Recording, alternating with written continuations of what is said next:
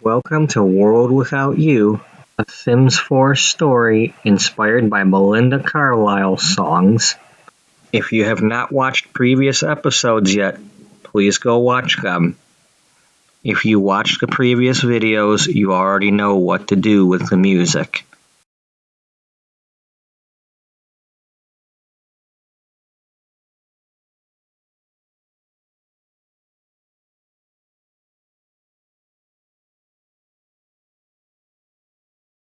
Harold had turned his head and stopped dancing, and when I turned to look at what he was seeing, I just exploded. What the are you doing here? I thought you moved the out of here. Tiffany Grace Hilliard, you will not use that language with me. I am still your mother. You said you were moving out and leaving us the house. Why are you here? Just letting yourself in anytime you feel like? Young lady, this is still my house. If it's still your house, you should have said so. You said you were leaving us the house, not that you were just going to barge in anytime you felt like coming. If you just give me a chance to explain, I'll tell you why I was here. It still doesn't mean you should be barging in and showing up anytime you feel like and coming out of nowhere. You're always interfering with everything. If it's still your house, you should just move right back in. Enough of this just showing up unannounced, doing whatever you feel like. I'm trying to tell you why let us have the house. Just let me tell us when you're coming over. Harold was trying to get a word in edgewise, but neither of us could hear him. And suddenly he pulled his umbrella out, just like Ellie had done. Then he started that Singing in the Rain song, and we both stopped arguing long enough to pay attention to him. And then he stopped, and my mother started laughing. He totally cracked her up. I hadn't heard my mother laugh like that in years. I was just in shock. Young man, I think I like you. What's your name? I'm Harold. It's nice to meet you, Mrs. Hilliard. It's nice to meet you too, Harold. I'm really sorry I interrupted your dancing. That was a lovely song you were dancing to. It's one of my favorites. Tiffany, I'm sorry I showed up unannounced. I wasn't trying to. I did have a reason for being here, but I should have let you know I was coming. And yes, it is your house. I'm sorry for saying that it was still my house. Part of that's true, but I still need to respect your privacy.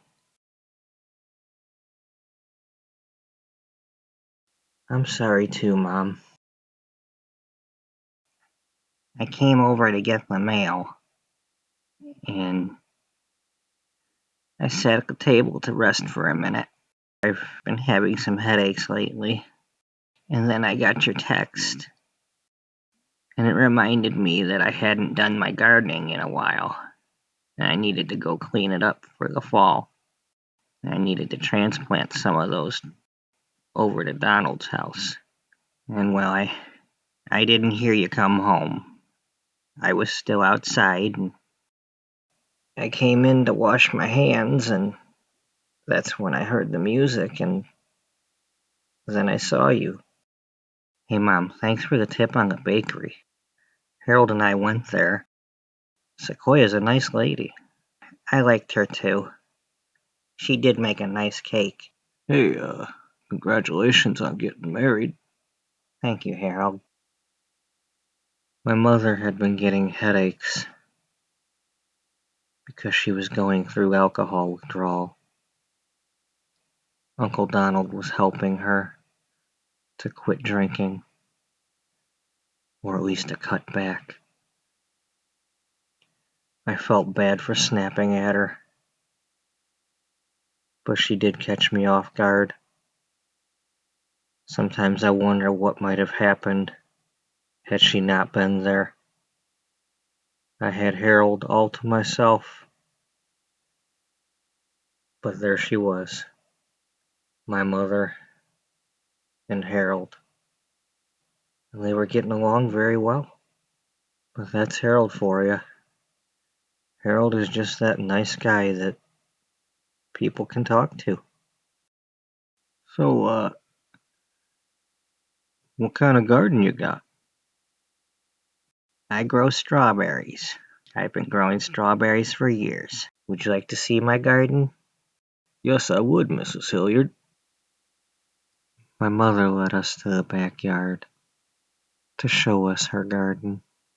Gardening was one of the few things that she would do when she wasn't watching TV or drinking. I never knew why, but these strawberry plants meant a lot to her. I didn't always get to see her in the garden. Most of the time she would be doing her gardening while I was in school. When we got outside, she'd already cleared out most of the planter boxes. She had one left with a few plants. Most of the time when you see strawberries growing, they're growing low to the ground, and they have runners that shoot off and start new plants. But this style of growing strawberry plants is something that's been done in my family for generations. It's a way of using wires and cages and all sorts of things to get the strawberries to grow vertically, like a bush. That way you can start more plants next to them. My mother had never really told me anything about her family. All of my grandparents had died before I was born. I'd never met any of them. Mom, why did your family grow strawberries? Well, Tiffany, that's a long story, but I think it's time I tell you. Harold, you seem like a nice young man. You can stay and listen to the story, as long as you don't tell anybody. Mrs. Hilliard, you can trust me. I won't tell. I'm especially interested in learning more about these strawberry plants and how to grow them. Belle, this is where things get a little interesting. Right now I'm having a major deja vu moment.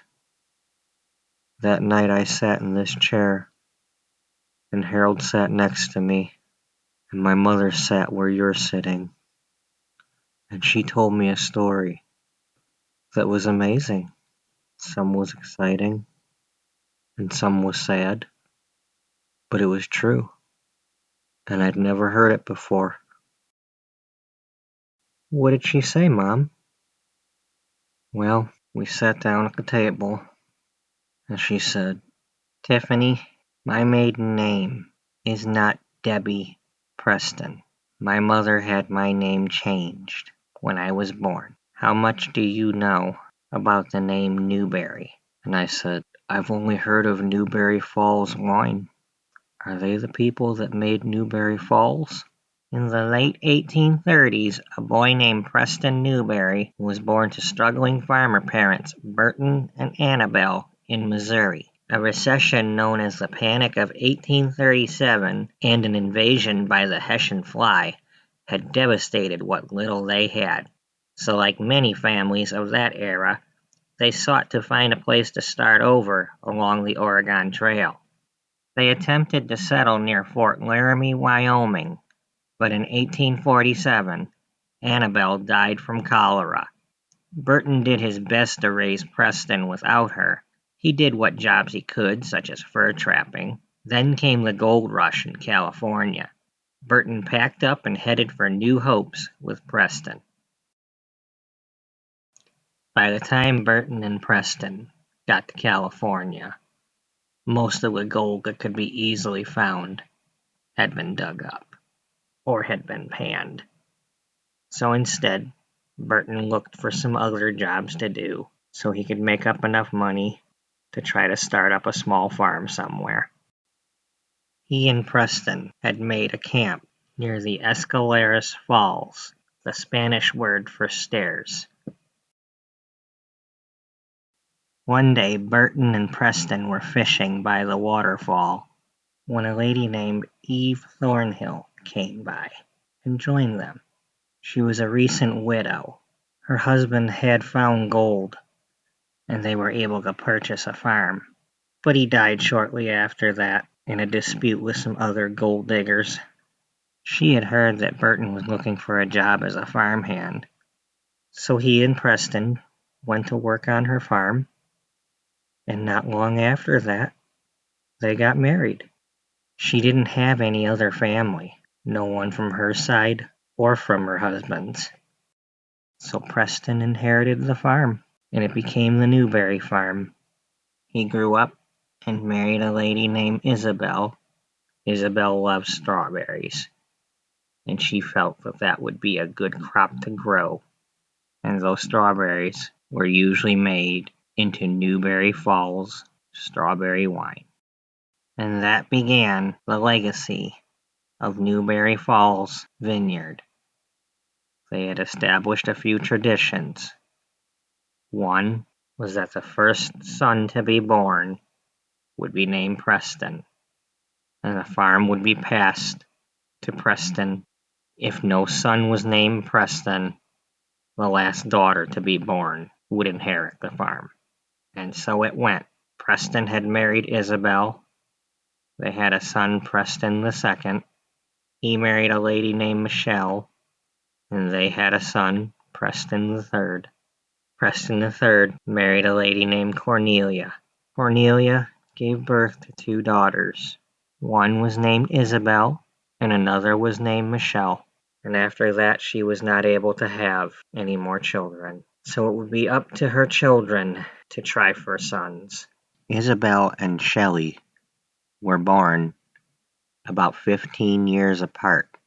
Isabel gave birth to a set of triplet girls, Johanna, Roxana, and Susanna. But her husband went off to World War II and didn't return. Shelley was much younger than Isabel. She was closer in age to the triplets, only a few years older. So as things stood, Michelle, or Shelley, being the youngest daughter of Preston's, stood to inherit the farm, and it would be up to her to try for a son. But her youngest daughter, if she had one, would also inherit the farm. If Isabel could have had a son with another husband, she could have named him Preston, and he would have become the heir. But she was no longer able to have children after complications with the triplets, and thus came jealousy and resentment. Shelley was close with her father, but not so close with her mother or her sister. Preston III didn't know about all the animosity. He had all these beautiful girls and a wonderful life, but his time was running out.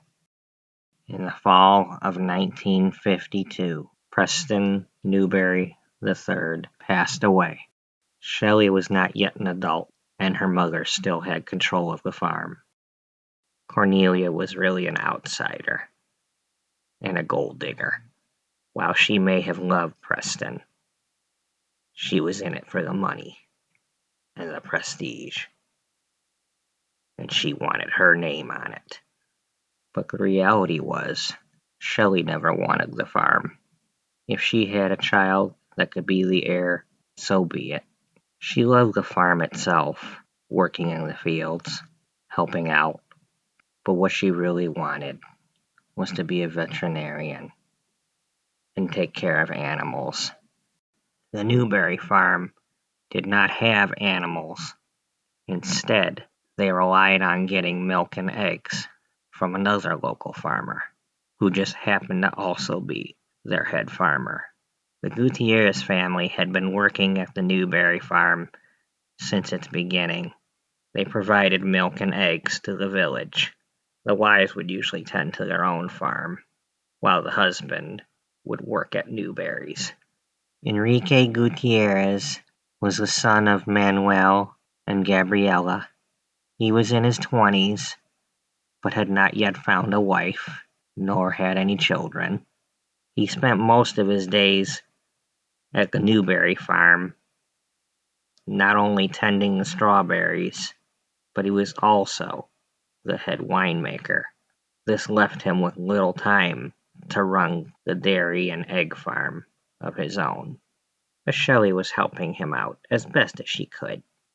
Preston III was very supportive of Shelley, and he knew that she wanted to become a vet, and he was trying to make changes to the estate so that if she decided to go into veterinary medicine, her sister could take over the farm until a proper heir came along. But Cornelia did not know about these changes, nor about Shelley's desire to break with tradition.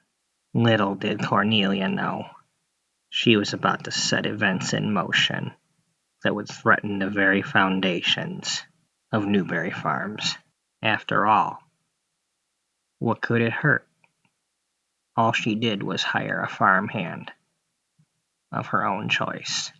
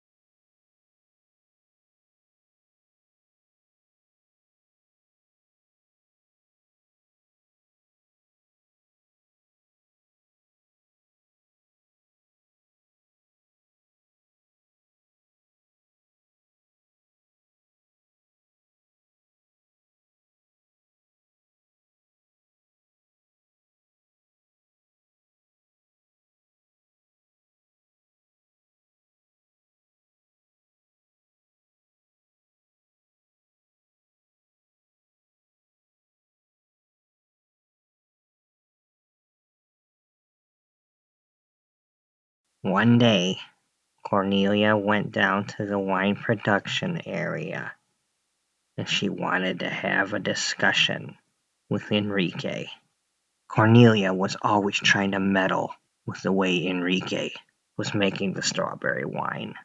She was trying to get him to cut corners, to produce more batches, or to use cheaper methods, but he kept standing his ground, saying to her that this is the way the Newberry wine is supposed to be made, that Mr. Preston would never have approved, and that he could only do things the way that Mr. Preston would have wanted.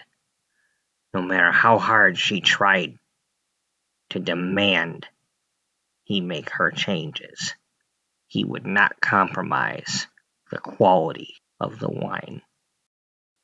Then one day, while Cornelia and Isabel and the triplets were having a sewing session, one of the maids overheard her talking about how she was going to hire somebody new to not only make the wine, but work the fields, and that she would get rid of Enrique and his stubborn refusal to follow her orders.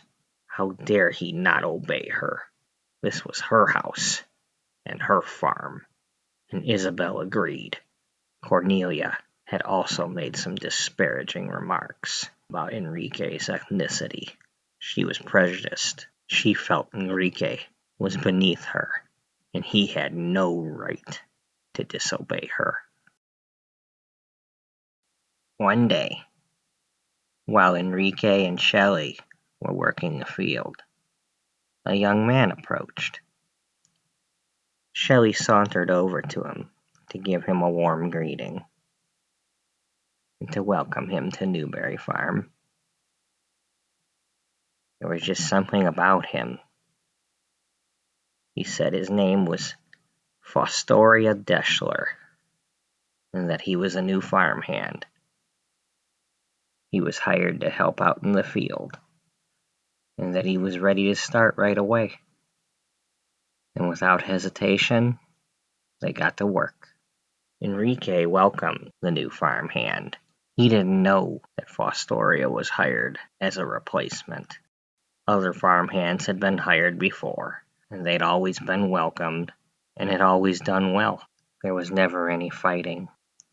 But that was always because the Newberrys had treated their employees well. There was one issue, however. The Newberrys did not have any of their help staying at the farm, and Fostoria was not able to find anywhere to stay in the village. But Enrique gladly opened up his home to let Fostoria stay with him.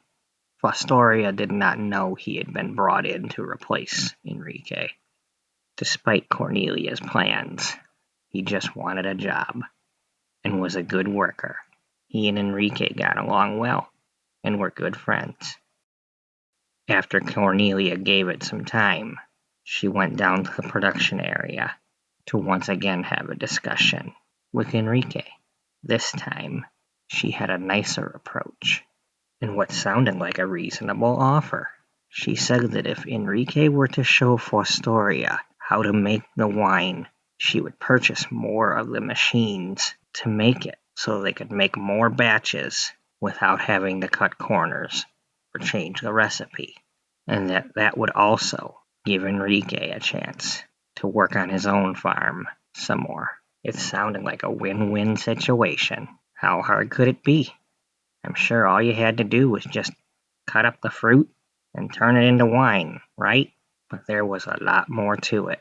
Enrique knew it, but everyone else that knew it had passed away. He had some traditions of his own and some secrets. And so it went.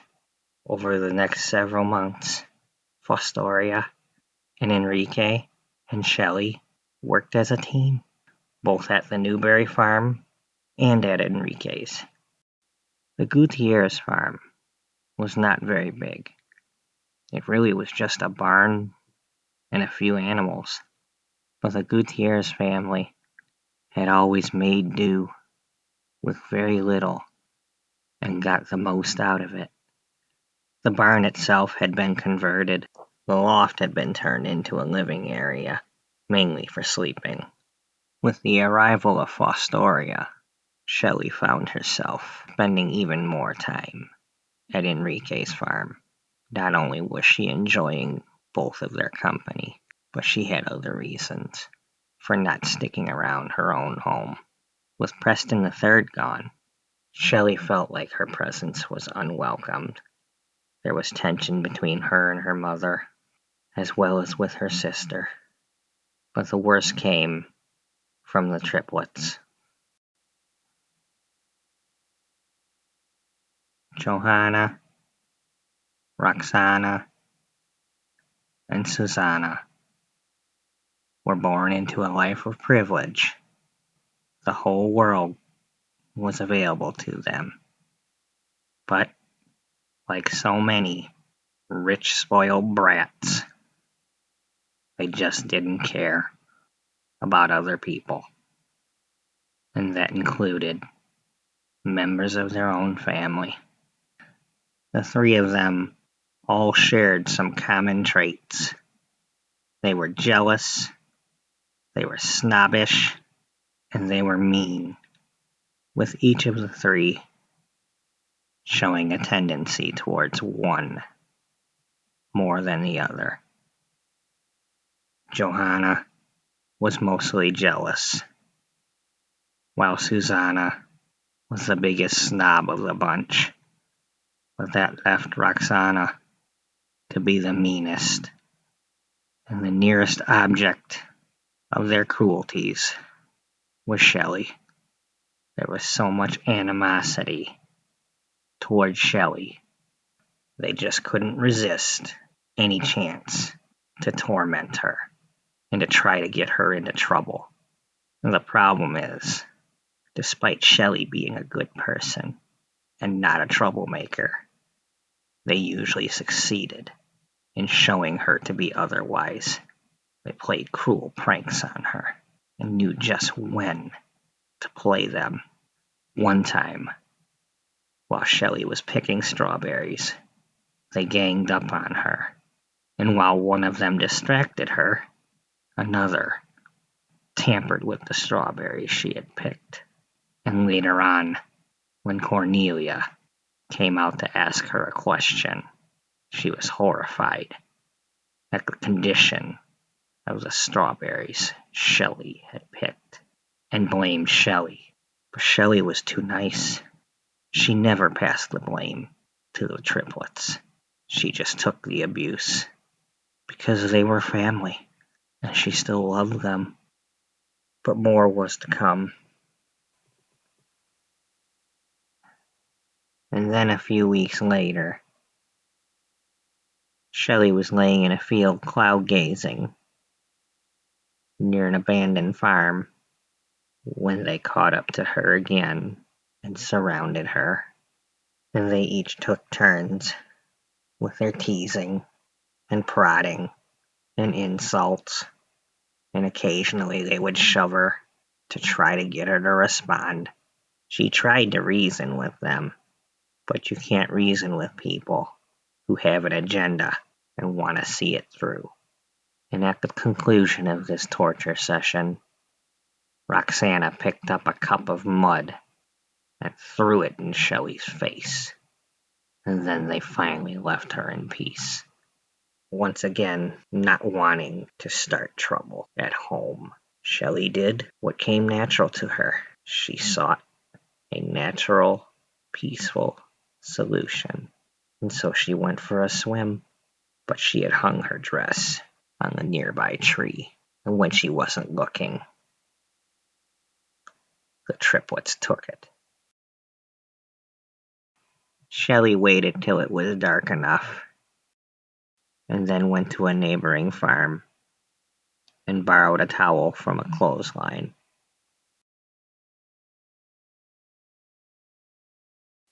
And then tried to go through the back door at home. But Cornelia met her at the door. And once again, Shelley heard the fury of a mother who was disappointed. Her mother cared more about what it would make her look like had anybody seen Shelley without her clothes, and only cared about her own embarrassment. It just seemed that no matter what Shelley did, there would be no more pleasing her mother. Now you may wonder why Shelley didn't fight back more. Well, she had learned over the years that some creatures just have a nature of attacking. Some don't even know why they're attacking, but they do it. And it's best to try to keep calm, even though you're not always successful. Enrique had taught her beekeeping. The beekeeping had been passed down to him from his father. It was part of keeping a successful farm. If you treated the bees right, the bees would take care of your plants.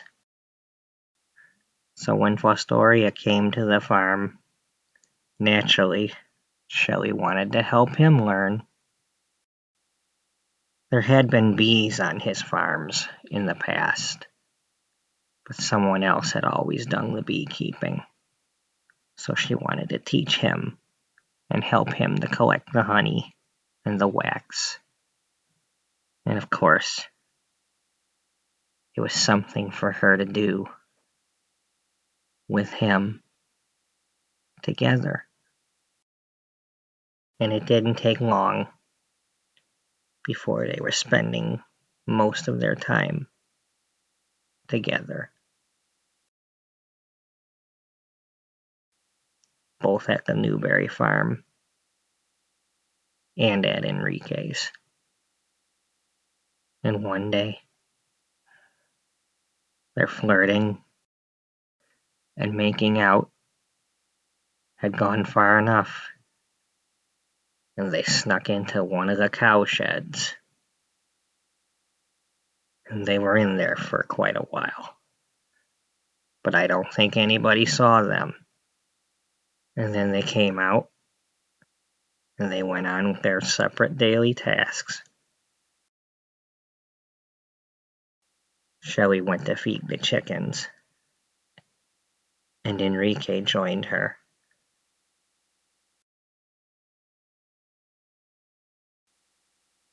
As you might imagine, Shelley was in quite a good mood. And at one point, while she was talking to Enrique, she gave him a hug and a kiss on the cheek. Just an innocent one. The type that a sister may give a brother. But it just so happened the triplets had taken a different route to get home, and they saw her kiss him. And they just had to go tell their mother and grandmother what they saw. There was plenty of time for Cornelia and Isabel to discuss the situation and how to deal with it before Shelley got home. This was a last straw for not only Shelley, but also for Enrique. In Cornelia's mind, Enrique had no right to put his hands on her daughter. There was no way she would be marrying someone like him. It was time to get rid of him for good. And Shelley had crossed the line for the last time and had embarrassed the family name by kissing someone like him. And who knows what else she had done with him. And she was not yet 18. When Shelley came home, she went to visit her father's grave, as she often had done. And that's when her sister and her mother confronted her. with their accusations and their anger. This completely took Shelley by surprise, since she had no idea what they were thinking about, or even talking about, as she had no intentions of doing what she was being accused of. She had innocently kissed him, and nothing more.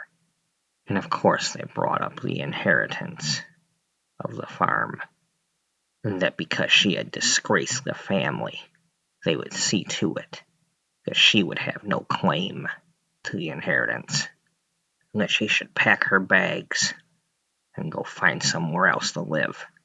A disgrace like her shouldn't be living under their roof. If she wanted to fraternize with the help, she could go live with them. Shelley had had enough. She couldn't believe how her family was treating her, and she just didn't care anymore. She never wanted the farm. She may have loved growing the strawberries and tending the farm, but she didn't care about the wine. To her, that was just poison or blood money, and it just wasn't worth what it was costing her. So she told them that she would gladly sign anything that they needed her to sign to just let them have it all. She was done. The only thing left now was for them to get rid of Enrique, and then Cornelia and Isabel would have the whole thing to themselves, to do with as they please. So they went down to the production area to confront Enrique with their accusations. And of course he had no idea what they were talking about. Shelley had innocently kissed him, but he knew he had not done anything else. But it didn't matter. They were getting rid of him, and there was nothing he could do about it. They told him that if he left peacefully, they'd leave him alone, and he could stay at his own place. But if he caused a fuss, they'd see to it that the whole town knew what he had done, and no one would welcome him, and nobody would want to buy anything from him.